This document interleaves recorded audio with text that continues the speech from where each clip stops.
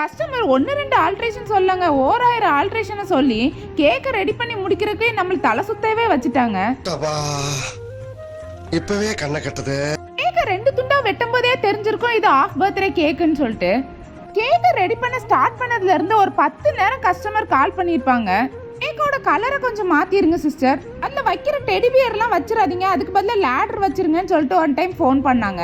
Next time call பண்ணி ஒரு பாப்பாவை வச்சிருங்க சிஸ்டர், லேடர்லாம் வேண்டான்னு சொல்லிட்டாங்க.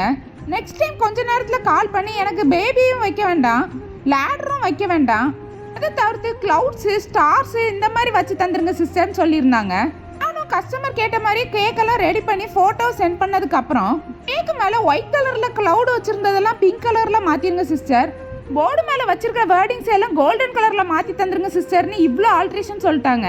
இவ்வளோ ஆல்ட்ரேஷனையும் கஸ்டமர் கிட்ட பொறுமையா கேட்டு பண்றதுக்குள்ளேயும் கொஞ்சம் தலை சுத்தியே போயிடுச்சு. அவங்க மட்டும் கட் பண்றதுக்கு ஒரு மினி கேக்கும் ஆர்டர் பண்ணியிருந்தாங்க, அதையும் சேர்த்து ரெடி பண்ணி கொடுத்துட்டேன்.